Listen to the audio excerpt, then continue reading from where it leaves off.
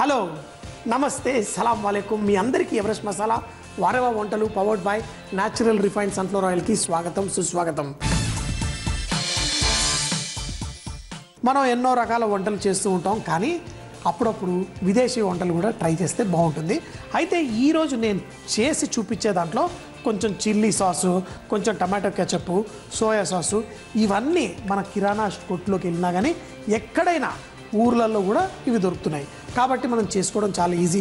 ఏంటంటే కొంచెం వెరైటీగా ఎలా చేసుకుంటారు వాళ్ళు, ఆ రుచులు కూడా మనకి నచ్చేలా మనం చేసుకుందాం.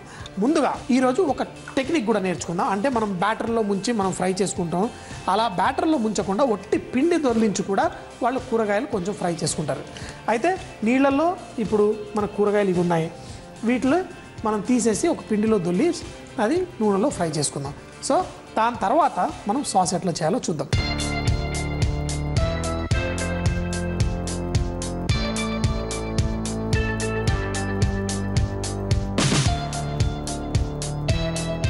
కూరగాయల్ని పిండిలో దొర్లించాలి కాబట్టి మనం కొంచెం పిండి, ఇది కార్న్ స్టార్చ్ తీసుకొని, ఇప్పుడు వంకాయలు ఉన్నాయి, ఇవి నీళ్ళల్లో మునిగే ఉన్నాయి, కానీ వీటిని జస్ట్ ఇలా పిండితో దొర్లిద్దాం.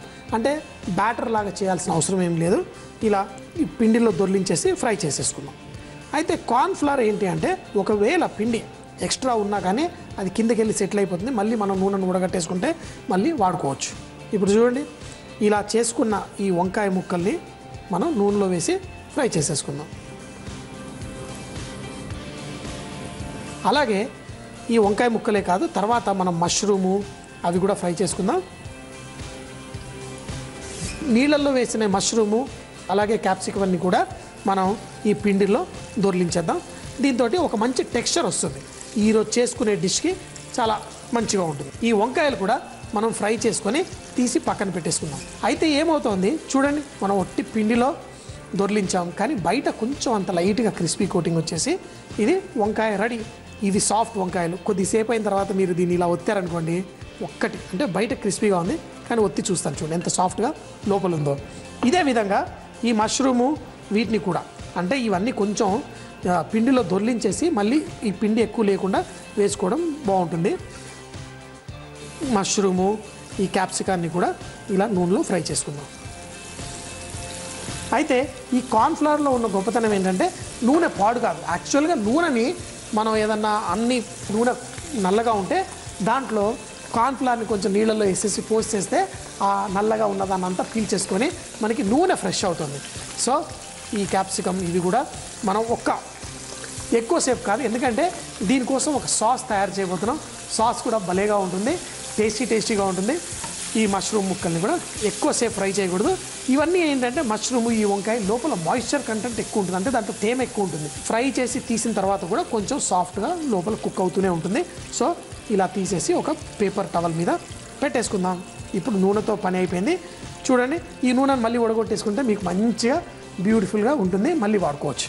మరి చైనీస్ వంటకాల్లో ఏంటి, వాళ్ళు ఇలా మంచి వాక్లో అని టాస్ చేస్తూ ఉంటారు. అయితే మనకి ఏవైనా కానీ చాలా ఫ్రెష్ ఫ్లేవర్స్ ఉంటాయి. ఇప్పుడు చూడండి, ఈ వంకాయ క్యాప్సికమ్ని కూడా నూనెలో ఫ్రై చేసాం, కానీ ఎక్కువగా కుక్ కాలేదు. ఈ క్యాప్సికమ్ కలర్ చూడండి ఫ్రెష్గా ఉన్నట్టే ఉంది. మష్రూమ్ చూసినా కానీ ఇంకా ఫ్రెష్గా ఉన్నాయి అనిపిస్తుంది. సో దాంట్లో మంచి సువాసన, దాని ఫ్లేవర్స్ అన్నీ చక్కగా ఇంటాక్ట్గా ఉన్నట్టు. అయితే ఇప్పుడు మనం ఈ వంకాయతో మంచి కాంబినేషన్ ఏంటి, నువ్వులు వేయచ్చు, దాంట్లో నువ్వుల నూనె కూడా వేస్తే బాగుంటుంది.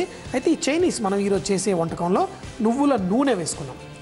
చూడండి, అన్నీ మన ఇళ్లలో దొరికే వాటితోటే చేస్తున్నాను. ఇది కొంచెం నూనె బాగా వేడెక్కిన తర్వాత దీంట్లో ఎండుమిరపకాయలు వేసి కొంచెం వేగుతున్నప్పుడు దీంట్లో నువ్వులు అలాగే వెల్లుల్లి, అల్లం ఇవి కూడా వేసేసి వాటిని కొంచెం ఇలా టాస్ చేసుకుందాం. ఇందులో మనం కొంచెం మిరియాలు వేసేసి దీంట్లో మనం ఏం వేస్తున్నాను తెలుసా, ఇది మనం బియ్యం ఉంటాయి కదా, మన బియ్యాన్ని కడుగుతాం కదా, దాంట్లో కొంచెమే నీళ్లు పోసి కడగాలి. కడిగి ఆ నీళ్లతోటి మనం డిష్ చేసుకుంటున్నాం. ఇది మనం చాలాసార్లు తమిళనాడులో మన ఇళ్లల్లో కూడా పులుసు అలా చేసుకునేటప్పుడు తీసి పోసుకోవాలి. అయితే బియ్యం పిండి ఇది కొంచెం మంచిగా చిక్కగా తీసాను. 1 కిలో బియ్యంలో 1 కప్పు నీళ్లు పోసి చక్కగా కడిగాను, చిక్కగా వచ్చింది. ఇది తిక్కు కూడా అవుతుంది, అంటే మనం కార్న్ స్టార్చ్ ఏం వేయక్కర్లేదు. ఒకవేళ మీ దగ్గర పల్సగా ఉంటే కనుక కొంచెం అంత కార్న్ స్టార్చ్ ఇందులో వేసుకోండి. ఇది వేసుకున్న తర్వాత అయితే ఉప్పు అనేది మనం చైనీస్ వంటకాల్లో కొంచెం జాగ్రత్తగా ఉండాలి, ఎందుకంటే మనం వేసే వాటిల్లో కూడా కొంచెం ఉప్పు ఉంటుంది కాబట్టి. ఎందుకంటే ఇప్పుడు సోయా సాస్ ఉంది, సో ఇది ఒక బాయిల్, ఒక కొంచెం అంత బాయిలింగ్కి వచ్చిన తర్వాత ఇందులో సోయా సాస్, అలాగే ఇందులో టమాటో కెచప్, దీంట్లో ఉప్పు ఉంటుంది, కొంచెం పంచదార ఉంటుంది, మంచి సాస్. చూడండి ఈ టమాటో కెచప్లో కూడా కొంచెం థిక్నింగ్కి వస్తుంది. అయితే మంట చైనీస్ వంటలు చేసిన ఫుల్గా ఉంటే తొందరగా బాయిల్ వస్తుంది, కాకపోతే కొంచెం స్లోగా ఉంది. దీంట్లో కొంచెం అంతా ఎంఎస్జీ, మనకి అజినోమోటో అని దొరుకుతుంది కదా, ఫ్లేవరింగ్ సాల్ట్, అది ఇందులో కొంచెం వేసుకుందాం. అలాగే కొంచెం green chilli sauce, red chilli sauce. చూడండి చక్కగా చిక్కగా అవుతుంది. ఇందులో వెనిగర్ వేసిన వెంటనే దీంట్లో ఏం వేస్తాం మనం చూస్తున్నారు కదా మన షో, పంచదార. ఆ వెనిగరు ఈ పులుపుని అంతా కట్ చేయడం కోసం పంచదార. ఇప్పుడు మన సాస్ రెడీ అయిపోతుంది, కానీ దీన్ని ఫస్ట్ టేస్ట్ చేయాలి. సువాసన అత్తిరిపోయింది, వావ్ చాలా బాగుంది. ఇప్పుడు నాకు కొంచెం ఉప్పు వేయాలనిపిస్తుంది, కొంచెం వేసాను, మరీ ఎక్కువ కాదు. మరో స్పూన్ తీసుకున్నాను, మళ్ళీ ఇంకొకసారి టేస్ట్ చేద్దాం.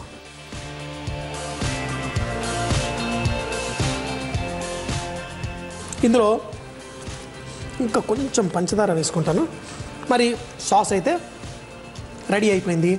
ఇందులో మంచి ఎండుమిరపకాయలు కాలినాయి కదా నూనెలో, ఫస్ట్ దాని సువాసన అంతా పర్ఫెక్ట్గా ఉంది.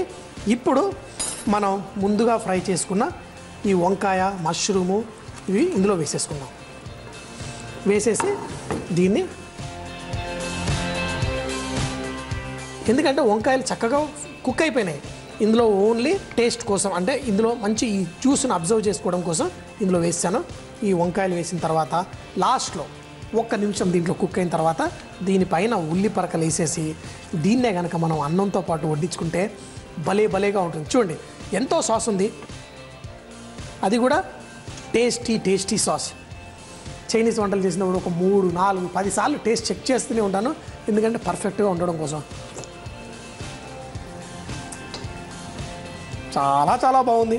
మరి దీంట్లో ఉల్లి పరకలు వేసేసి దీన్ని సర్వ్ చేసేసుకోవడం అంతే, సింపుల్. స్టవ్ కట్టేయండి, దీన్ని వేడి రైస్ పైన వడ్డించుకొని తినేయండి. చాలా టేస్టీగా, సింపుల్గా, ఎంత ఈజీగా చేస్తాం కదా. మన డిష్ రెడీ. మనం మష్రూము, వంకాయ, ఇది అన్నీ చూడండి భలేగా ఉంటుంది.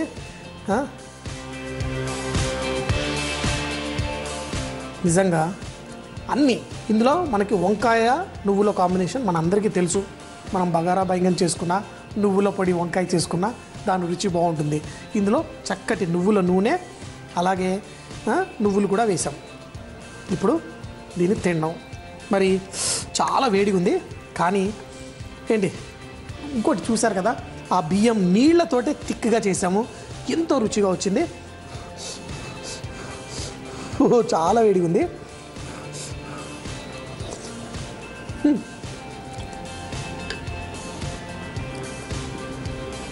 అదుర్స్ చాలా బాగుంది. నిజంగా ఇలా వెజిటేరియన్ ఉంటే మనం ఇట్టే ఏదైనా తినేయగలుగుతాం. ఎంతో బాగుంది. మరి తప్పకుండా మరి మీరు కూడా ట్రై చేయాలి. చూసారు కదా, చైనీస్ అంటే అదో పెద్ద వంటకం, అది ఇది కాదు. మీరు కరెక్ట్గా సాసులు అన్నీ వేసిన తర్వాత కరెక్ట్ టేస్ట్ కనుక చెక్ చేసుకుంటే మీకు పర్ఫెక్ట్గా వచ్చేస్తుంది. మరి ఈ మష్రూమ్లో మంచి ఫ్లేవర్ ఉంది. చైనీస్ మష్రూమ్ వంకాయ కర్రీ తయారు చేయ విధానం: ముందుగా వంకాయ ముక్కలు, మష్రూమ్, క్యాప్సికమ్ ముక్కలు, వీటిని కార్న్ఫ్లవర్లో కొంచెం దొర్లించి వేడి నూనెలో డీప్ ఫ్రై చేసి పెట్టుకోవాలి. ఒక పెద్ద ప్యాన్లో నువ్వుల నూనె వేడి చేసి ఎండుమిరపకాయలు, నువ్వులు, వెల్లుల్లి, అల్లం ముక్కలు, మిరియాల పొడి, బియ్యం కడిగిన నీళ్లు పోసి మరగనివ్వాలి.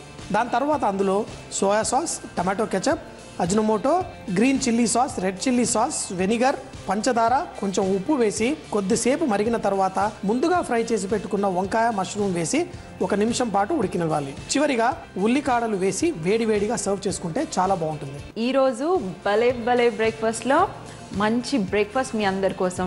అన్నీ మంచివేనండి బ్రేక్ఫాస్ట్లు, కానీ మీరు ట్రై చేస్తున్నారా అన్నదే క్వశ్చన్. సో మరి ఈరోజు నేను చూపించబోయే బ్రేక్ఫాస్ట్ అయితే స్టవ్తో పనే లేదు అసలు. హ్యాపీగా వితౌట్ స్టవ్ ఫాస్ట్గా అంటే 2 నిమిషాల్లో మనం చకచకా చేసేయచ్చు. సో మరి అది ఏంటా అని అనుకుంటున్నారా? ఏం లేదండి, బ్రెడ్తో మంచి శాండ్విచ్, 2 రకాల శాండ్విచ్లు చూపించబోతున్నాను. అది కూడా వితౌట్ గ్రిల్ లేదా స్టవ్ అవసరం లేదు, ఏది అవసరం లేదు. ఫ్రెష్ బ్రెడ్తోని మీకు ఫ్రెష్ శాండ్విచెస్.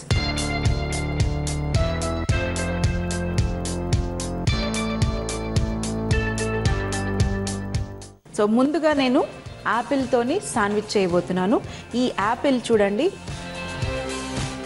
పొడుగ్గా చాప్ చేసుకున్నాను. మీరు కావాలంటే ఇలా పొడుగ్గా కట్ చేసుకోండి, లేదంటే ఇలా చిన్న ముక్కలుగా కూడా కట్ చేసుకోండి, మీ ఇష్టం. మరి ఇవి కట్ చేసుకున్న తర్వాత మరి ఇవి తొందరగా కలర్ వచ్చేస్తాయి కదా, నల్లగా అయిపోతుంది కదా, అది అవ్వకుండా ఉండాలి అంటే కొంచెం వాటర్లో షుగర్ వేసుకొని ఇవి వేసేస్తే మంచిగా కలర్ చేంజ్ అవ్వకుండా ఉంటాయి. సో మరి ఇది ఇక్కడ రెడీగా ఉంది. మార్కెట్లో మీకు రకరకాల బ్రెడ్స్ దొరుకుతున్నాయి. ఇప్పుడు బ్రౌన్ బ్రెడ్ అని దొరుకుతుంది, మల్టీగ్రెయిన్ బ్రెడ్ అని దొరుకుతుంది, శాండ్విచ్ బ్రెడ్ అని దొరుకుతుంది, మిల్క్ బ్రెడ్ అని దొరుకుతుంది, ఎన్ని రకాల బ్రెడ్స్ దొరుకుతున్నాయి. మనం ఏం చేస్తాము, ఎప్పుడన్నా బ్రేక్ఫాస్ట్ ఏం లేదు అంటే ఏం చేస్తారు, బయటకు వెళ్ళి అమ్మ బ్రెడ్ కొనుక్కురండి అంటారు. కానీ ఆ బ్రెడ్ కొనుక్కొచ్చాక కూడా ఏమన్నా స్పెషల్ చేస్తామా? ఏం లేదు. స్టవ్ మీద కొంచెం కాల్చేస్తాము, కాల్చిన తర్వాత కొంచెం ఒక ఆమ్లెట్ లాగా వేసేసి ఇచ్చేస్తాం. కానీ అలా కాకుండా ఇలా నేను చూపించినవి మీరు చేసి పెట్టండి, మీ వాళ్ళందరూ ఎంజాయ్ చేస్తారు. ఇక్కడ చూడండి, బ్రెడ్ని నేనేం చేస్తున్నానంటే ఫస్ట్గా ఈ స్లైసెస్ ఎడ్జెస్ని కట్ చేశాను. చూడండి ఇలా 4 వైపులా ఎడ్జెస్ని కట్ చేసుకున్నాను. మీరు కావాలంటే కట్ చేసుకోండి. కట్ చేసుకుంటే కొంచెం మంచిగా లుక్ వస్తుంది. ఒకవేళ కట్ చేయలేదు అంటే కొంచెం లుక్ ఇవ్వాలి కదా. సో మరి లుక్ కోసం కట్ చేసుకున్నాను. ఈ కట్ చేసుకున్న అయ్యో వేస్ట్ అయిపోతున్నాయే అని అనుకోకండి. ఇవి మీరు పక్కన పెట్టేసి మిక్సీ జార్లో వేసుకుని మనం బ్రెడ్ క్రమ్స్ చేసుకోవచ్చు. సో ఏది వేస్ట్ అవ్వదు. సో ఇక్కడ రెడీ అయిపోయింది. ఈ పక్కన పెట్టేసుకొని ఇంకొకటి కూడా స్లైస్ని ఎడ్జెస్ కట్ చేసేసుకుని, సో మరి ఈ బ్రెడ్ స్లైసులు 2 రెడీగా ఉన్నాయి. ఈ బ్రెడ్ స్లైస్ మీద ఫస్ట్గా మనం బటర్ అప్లై చేసుకుందాం. సో మరి బటర్ అప్లై చేయాలి అని అంటే బటర్ ఎప్పుడైనా రూమ్ టెంపరేచర్లో ఉండాలి. అంటే ఇలా సాఫ్ట్గా చూడండి, మనం స్ప్రెడ్ చేసేటప్పుడు సాఫ్ట్గా ఉంటే ఈజీగా స్ప్రెడ్ చేయగలుగుతాము. అదే హార్డ్గా ఉందనుకోండి మనం బ్రెడ్ మీద స్ప్రెడ్ చేయలేము. అందుకనే కొంచెం సాఫ్ట్గా ఉంటే బాగుంటుంది. సో మరి ఈ సాఫ్ట్గా ఉన్న బటర్ని తీసుకొని దీని మీద రాసేసుకుందాం. మీ దగ్గర ఈ ఎల్లో బటర్ లేకపోయినా పర్వాలేదండి, మీ దగ్గర ఫ్రెష్గా ఇంట్లో చేసుకున్న వెన్న ఉంటుందండి, ఆ వెన్నతో కూడా మీరు ఈ శాండ్విచ్ చేసుకోవచ్చు. సో వెన్నని ఫస్ట్గా ఇలా అప్లై చేసుకోండి. మరి ఇక్కడ నేను అప్లై చేసుకున్నాను. దాని తర్వాత మనం ఈ యాపిల్ తీసుకొని ఇలా మంచిగా స్ప్రెడ్ చేసేద్దాం. యాపిల్లో ఉన్న వాటర్ మొత్తం తీసేయండి.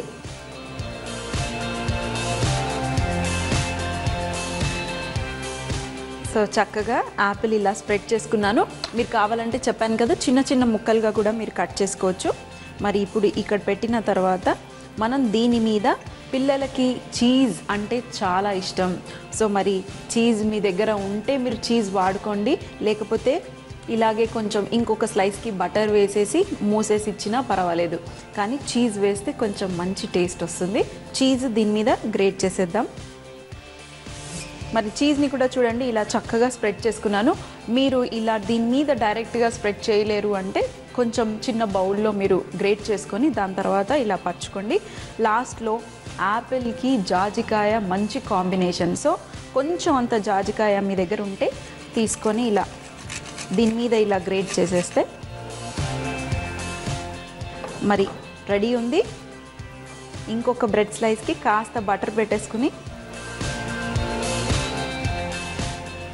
కానీ ఒక్కటి గుర్తుపెట్టుకోండి, మళ్ళీ మళ్ళీ చెప్తున్నాను, ఎప్పుడైనా బటర్ రూమ్ టెంపరేచర్ అంటే కాస్త ఇలా సాఫ్ట్గా ఉంటేనే మీరు బటర్ అప్లై చేయగలుగుతారు. మరి ఇది ఇప్పుడు ఇంకో దాని మీద పెట్టేసి కాస్త ఇలా ప్రెస్ చేశారనుకోండి, మొత్తం మన చీజ్ ఈ బటర్ వేసాం కదా అది మొత్తం అంటుకుపోతుంది. ఈక్వల్గా మంచిగా అతుక్కుపోయింది. ఇలా మీరు పిల్లలకి ఇలా ఇచ్చేసారనుకోండి, చూడండి ఎంత చక్కగా ఉంది. ఎప్పుడు బ్రెడ్ తెచ్చేసి కొంచెం అంత ఎగ్ వేయండి, లేదంటే బ్రెడ్ పాలు తినండి అని చెప్పకుండా ఇలా కొంచెం కష్టపడి మనం ఇలా చేసిస్తే హ్యాపీగా ఎంజాయ్ చేస్తారు. మరి దీన్ని ఇలాగే ఇవ్వచ్చు, లేదంటే చిన్న చిన్న ముక్కలుగా కూడా కట్ చేసి ఇవ్వచ్చు. కట్ చేసినాక మీరు సిల్వర్ ఫాయిల్ లేదంటే పేపర్ వ్రాప్లో కాస్త వ్రాప్ చేశారనుకోండి, ఈ సైడ్లో ఊడిపోయే అవకాశం ఉండదు, పడిపోయే అవకాశం ఉండదు. తినేటప్పుడు కొంచెం ఆ పేపర్ని ఇలా తీసేసుకొని ఎంజాయ్ చేస్తారు. మరి ఒక్కసారి మనం దీన్ని హాఫ్ చేసేద్దాం. ఒక నైఫ్ తీసుకొని మెల్లిగా ఇలా కట్ చేశారనుకోండి, చూడండి ట్రయాంగిల్ షేప్లో మనకి మార్కెట్లో దొరుకుతుందే శాండ్విచెస్, ఫ్రెష్ శాండ్విచెస్. మనం మూవీకి వెళ్తే అక్కడ కొనుక్కుని తింటాం కదా, ఇలా అన్ని డబ్బులు పెట్టి మనం బయట కొనుక్కోవడం ఎందుకు, ఫ్రెష్గా మన ఇంట్లోనే హ్యాపీగా చేసుకొని ఎంజాయ్ చేయొచ్చు. చూడండి సింపుల్గా ఇలా మీరు మొత్తం ఇలాగే ఒక పేపర్ వ్రాప్లో వేసి ఫోల్డ్ చేసి పిల్లలకి ఇచ్చేస్తే ఎంజాయ్ చేస్తారు. సో మరి ఈ సింపుల్ అయింది, నేను ఎంజాయ్ చేసేస్తాను. మరి మీ వాళ్ళందరూ ఎంజాయ్ చేయాలి అంటే చేసి పెట్టాలి. సో మరి ఇది ఎంజాయ్ చేసే ముందు ఇంకొకటి అని చెప్పాను కదా శాండ్విచ్, ఆ సింపుల్ చీజ్ శాండ్విచ్ కూడా చూపించేస్తాను.